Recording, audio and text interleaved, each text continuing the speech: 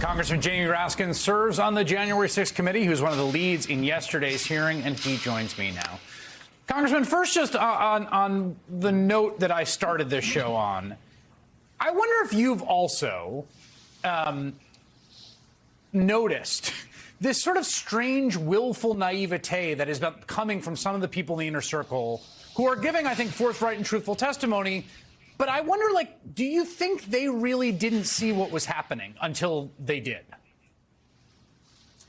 Well, that's a tough question of, personal psychology for each of these people. But I'm with you in that we have, somewhat depreciated the meaning of heroism when we call someone a hero just for not participating in a violent insurrection or not supporting the efforts of a coup to overthrow an election.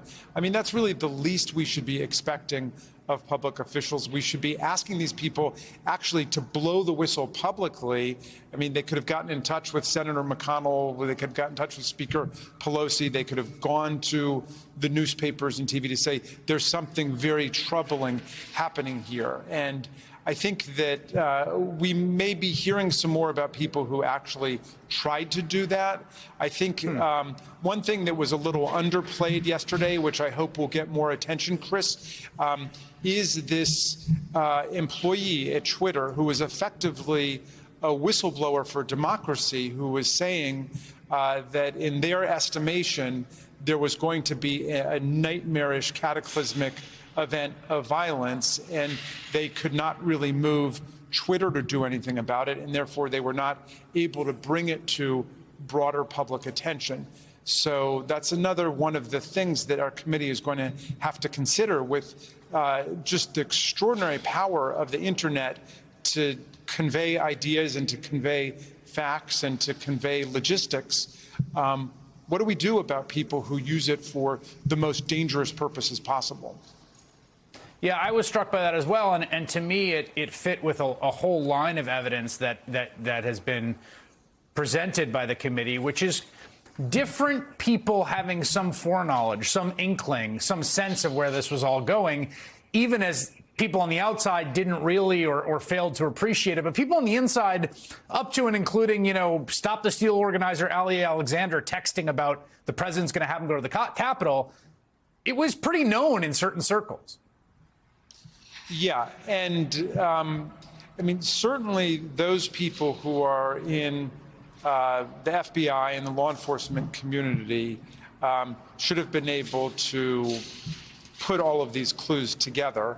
Now, none of that is to excuse in any way what Trump's mob did, what the domestic violent extremist groups did, or Trump's efforts to force Pence to nullify electoral college votes in this coup.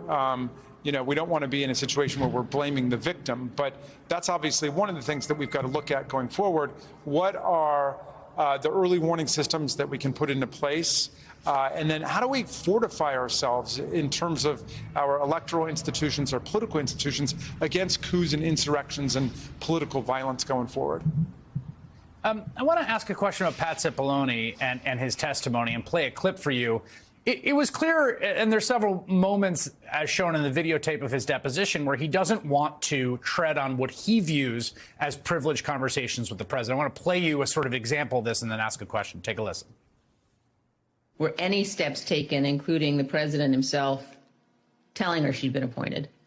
Again, I'm not going to get into what the president said in the meeting. My recollection is you're not appointed until steps are taken to get paperwork done. And when I left the meeting, okay, I guess what I'm trying to say is I'm not going to get into what the president said or said he wanted. So you then ask a follow-up question. This is about Sidney Powell being appointed special counsel, basically saying, well, did Sidney Powell think she'd been appointed? And he kind of answers that. And I wonder how present this privilege concern was in Mr. Cipollone's testimony.